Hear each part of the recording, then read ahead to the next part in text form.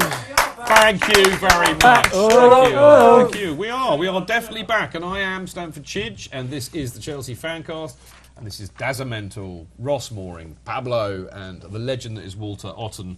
Now, we now thankfully get to cheer ourselves up a bit by talking about a brilliant, brilliant night out when we took 9,000 of us away to the Emirates Stadium to play Arsenal in the, apparently according to Arsenal fans, a completely Mickey Mouse Cup. Who are they to say Mickey Mouse when they haven't actually won a cup in 8 years? But there you go.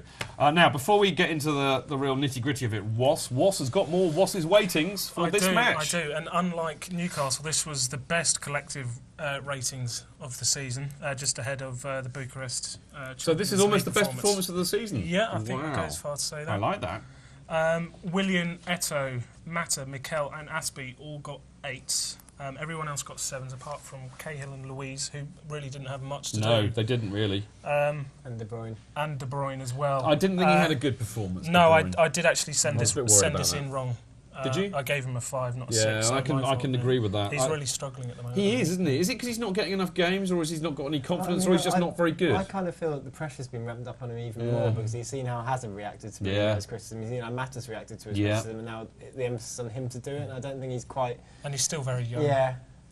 All very, very good, valid points. I tell you what, coming away from that game, I mean, apart from all the, the euphoria and drunkenness and just brilliance of it. How did you know I was drunk? I think I texted you at some stage, Walter. Okay. Yes. Yeah. But, what my overriding thought about that, which actually made me feel very, very good on all fronts, from a footballing front, it just made me think, goodness me, we've got a lot of depth to our squad this season, and that will really stand us in good stead for all the trophies that we're going for. I mean, they played. We put our B team out, and they had half of their first team in theirs, and there was never a moment in that. And we were saying this, weren't we, at the game?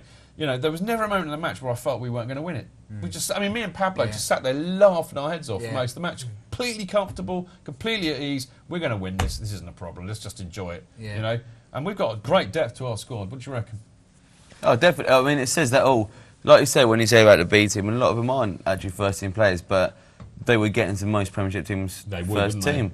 We've got quality in depth, haven't we? And like I say, Arsenal just didn't look any good. As soon as that Mata scored, you thought 2-0. Like I said earlier, I put a bet on it being 3-0 Chelsea after the second goal, so I just thought you could only ever see us scoring. You couldn't see Arsenal scoring. Arsenal played like we did it at Newcastle. They did, didn't they? I tell you what was really funny though, Ross, was the fact that they were 1-0 down and they brought on Ozil, and the biggest cheer from the Arsenal fans all night was when Ozil came on, and then a minute later we finished the game. Yeah. Where's your famous Ozil now? Where's your famous Ozil? Who was it? Your eyes are offside. Your eyes are offside. That's exactly what I was going for. Mesut Ozil, your eyes are offside.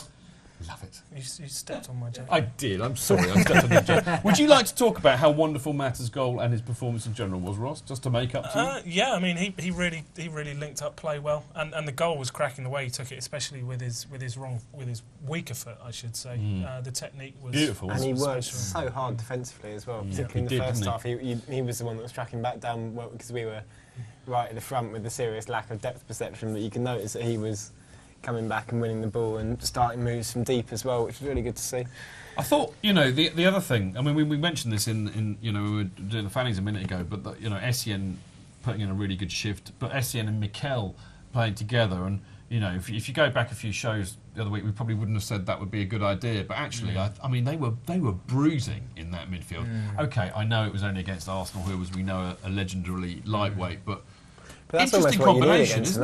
That's why they lose games to Stoke or whatever. But I mean, once you've got them with technical ability and with everyone else around them, then you're going to get past them. Yeah, but I mean, do you think maybe Mikel and Essien together in defensive midfield positions? Do you think that's a goer further down the line? I don't see what's wrong with giving it a try on Wednesday. I think it's a good partnership, and what really impressed me, as I said earlier, was their passing was actually noticeably good. I mean, the stats might say otherwise, but it felt like we passed better than they did, didn't it? But what I took from the game was, unlike, say, Lampard and Ramirez, Essien and Mikel were prepared to pass it to each other quite a lot more, and it actually took took our base of possession higher up the pitch, which was good to see. I'm delighted to see SEM back anyway, but I just thought it was really interesting to see those two play together, because I would have previously said, well, a bit too similar, But I think what is really, really interesting is the way that Jose's kind of looking at the squad in depth and saying, well, actually, I've got a lot of different kind of players and I can play horses for courses. And like you were saying, actually, you play somebody like Arsenal, who are lightweight. OK, let's play two people in defensive midfield who are going to bully them. I like that. And like we were talking the other week about, playing the different strikers against different sorts of teams for different sort of styles, It's lovely to start seeing all this kind of unravelling in a way, what Jose's really up to, I think. And I think, like, going back to an earlier point about how, you guys felt that, we were always going to win that game. It's interesting because I didn't feel like that. I was always, on edge a little bit. But then I went into the Newcastle game thinking we're going to smash them.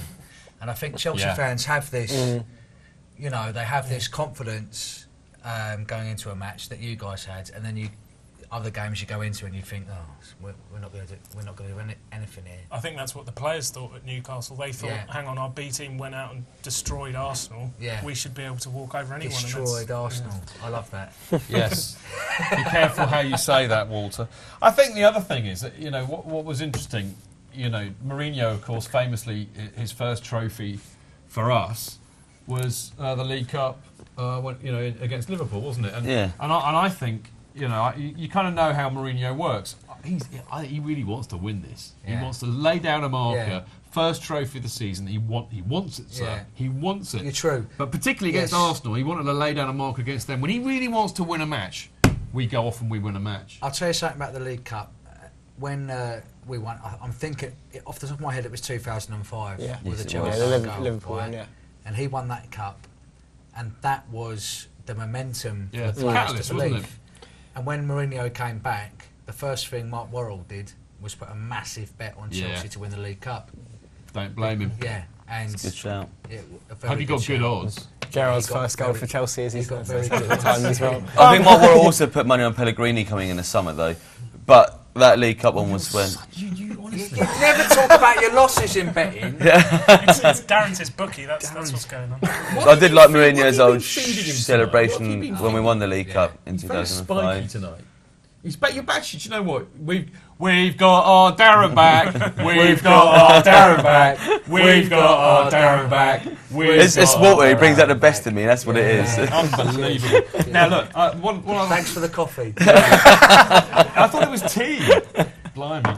One thing, another player I think really deserves a massive shout out is Aspie, who scored a brilliant goal. Let's be fair. What was he doing up there in the centre forward role? Fantastic. But if you saw his, he worked his socks off all night. Which every player did. Yeah, but you got to mention, I think, Aspie particularly. But if you saw the post-match interview they did with him, you just see what a lovely guy he is. He's very humble and he's just a lovely guy. And it was all for the team, and I'm really just happy to be here. And I want players like him playing for Chelsea. And you can see how well it reflected back on the other side, because he's saying it's all for the team, and all the team are straight out saying, it's great for him to do. Really so good it's obvious that he's... But I think football... Sort the song out for him, though. None of this... we just call him Dave. His name is Cesar Azpilicueta. Sorry, Walter. But they need reminding. Azpilicueta what? Azpilicueta. Anyway. Why can't you say it when you sing it? It doesn't fit in the song. It doesn't. I don't know why you think it does. I'm very weird. I've got a great point about Let him have his point. Thank you. Chich mentions humility about Dave. Something he knows nothing about. Right. And I think that football needs some of those characters. Yes. You look at the arrogant, selfish multimillionaires that litter modern football, and you need guys with humility. Look at someone like Bellamy and compare him to Zola, and I think that we need more humble. And winning teams need those. Right, I want to move on because we want to talk about Walter's new book, and I must remember. We must remember. Didn't you get the title wrong earlier, Walter? But before we do that, before we shut up, Darren. Before we do that, I just want to talk about the atmosphere again, because it was just brilliant. And can I speak? No, CFC Cathy took a brilliant photograph of the away of us lot in there, which for me absolutely sums up that night. If we can have a look at that. There we go. Where's your European Cup? Where's your European Cup? Now, if you look very carefully, you see that girl with the pink hair. It's looking very sad. Next to her, that is True Blue Terry. That That is is Terry. Oh, Terry. Terry's on the telly. Terry's on the telly. There you go. So that was brilliant. She's a good girl, isn't she? Yeah. Now the other thing is, I mean, I have to. Me and Pablo can share this Can I brilliantly. speak yet? No.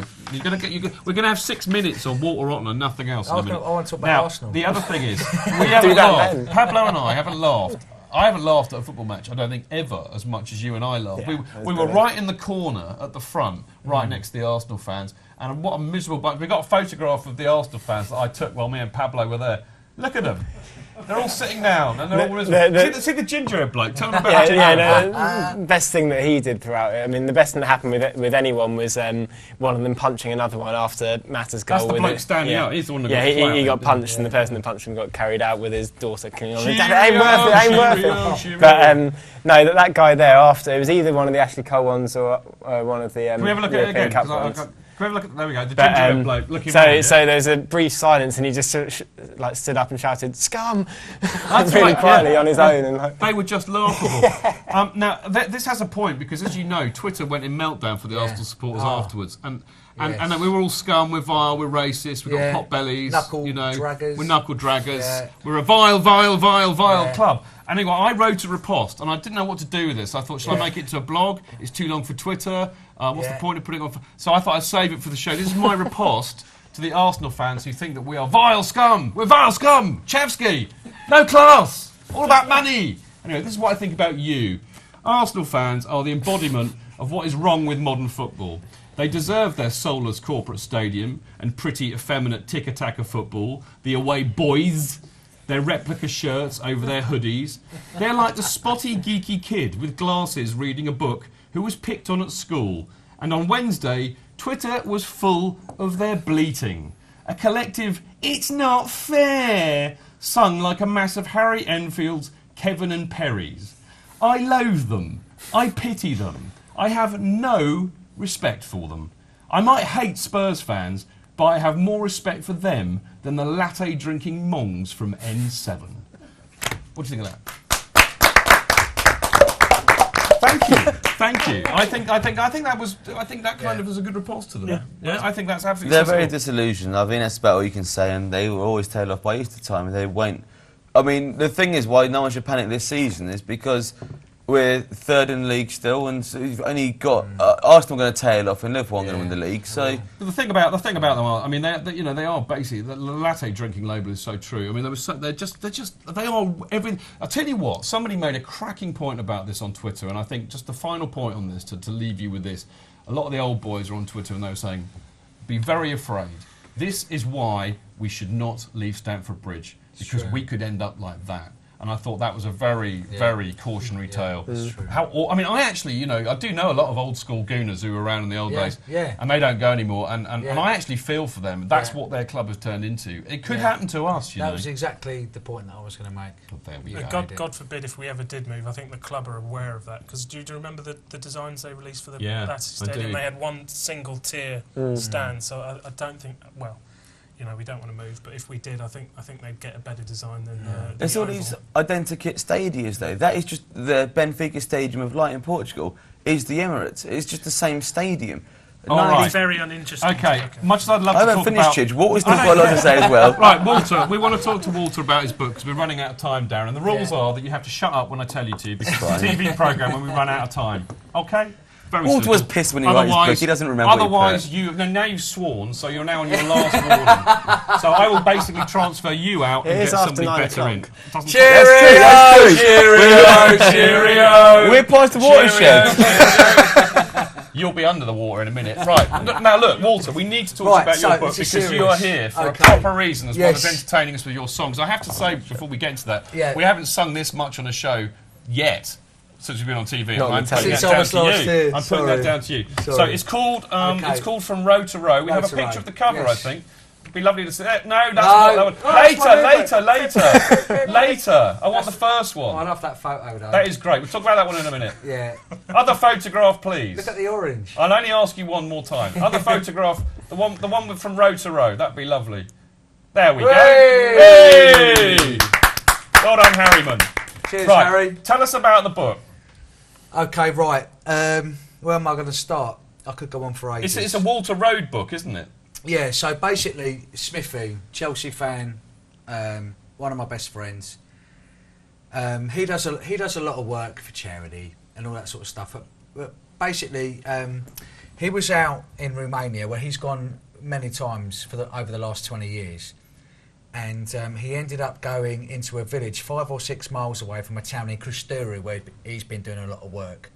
And in that town, he described the worst poverty he's ever seen. Now, I knew that he's been to multiple countries around the world, including many times the Kibera slum in Kenya. So when he described to me it was the worst poverty he'd ever seen, you know, I was like, you know, I know that he's walked those streets in one of the biggest slum, probably the biggest slum in the world.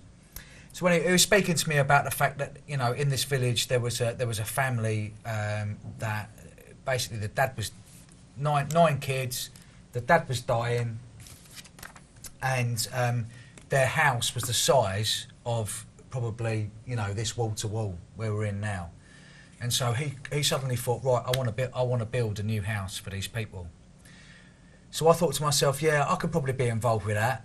And so I said to him, yeah, I'm up for it. And he said, look, we're going to drive some cars over. So I was thinking, yeah, boys tour, you know, we get in a car, we're going to drive from London to Romania to this village.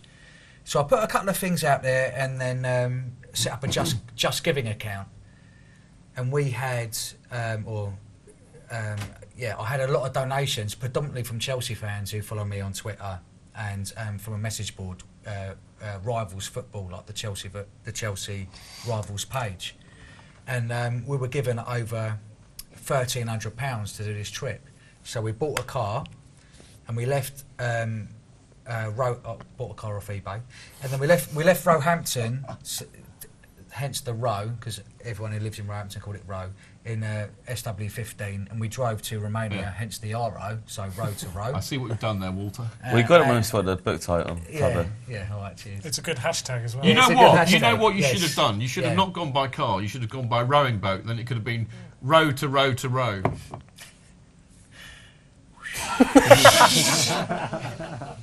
Okay, that's it. Anyway, so cheers, sit down. So anyway, because of the majority of the money donated was from Chelsea fans. Yeah. You could have gone with Tim Rolls as well, from row to row to row with row. You could have put him in there. Let him carry on. Why wasn't he invited? Keep going. Maybe he'll come next time. Anyway, so I felt like obliged to keep a diary, really, for all the people that had donated. So I was putting a daily diary on the Rivals Chelsea message board, so everyone could see how their money in action was working. And then when I came home, I was like, okay, maybe I can put this together. So I put it together, wrote a few more bits, and it's basically a 50-page diary. Mark Worrell, Gate 17, published it. It cost 77p on Kindle. On Kindle? On Kindle. But if you haven't got a Kindle, you can type in Kindle app into Google. Yeah. A free download, and you can get so you can download it to your smartphone or your tablet or your iPhone. And it's out now, yeah? It's out now. It came out a couple of weeks ago, and 100% of the royalties go to the village where we visited to drop off the car. And I have to say, there was a whole load of Chelsea kits donated from Hurry Up! Only £1. So there's loads of kids running around in... They're too big for them, the kids. So there's loads of kids running around in giant Chelsea tops. And every time you buy the book, for every book that's bought, that feeds one child on a Saturday in the feeding program. Because it costs 50p a day, isn't it, to feed a field child? Yeah. So what the idea was is that... So when I went there, I was kind of... I was up for the lads thing. I was up for the drive, you know, driving across Europe that took a few days, and that's all described in the book. And then when I got to this town called Cristuru, it was quite significant for me personally, because so many of my family and friends had been there and I'd never gone. So for me going there, so for example, the waiter in the restaurant walked up to me and he put down a bottle of red wine and a massive glass and topped it up. And I found out later that he was one of the orphans that was in an institution just literally the next road down. 500 orphans were in there. So if we go back to 1989, when Ceausescu was overthrown, I was 14 years old. The dictator was overthrown, and then when the Western media got in, they discovered all these orphanages around the country. So basically, the trip was to go to help this village. We were basically going to build a house for this family that had lost their father, 9 kids. Build them a new house, which is bigger than just wall to wall. All right. Have all the kids, and then so basically that's why I went. Great idea, Walt. Beautiful thing to do as well. Now, very quickly, just because we should give you a bit of a plug for your other book. Very, very quickly, you've got another book coming out. Can you explain to us in about 10 seconds what this is all about? Okay, so 10 seconds. Yes. So basically, this book is a collection of my short stories. Some of them which have been in CFC UK, the Chelsea fanzine, are out. It's only £1, and so I've put them together, and this is going to be out by Christmas. And 10% of the royalties to that go to a separate feeding programme that I visited in 2008 in Nakuru in Kenya. And most important, it's got your orange shorts on there and there's a little logo man of you. We've got to go to the break, Walter, but very quickly, that's brilliant. Well done, Walt. Go Chelsea! Come on!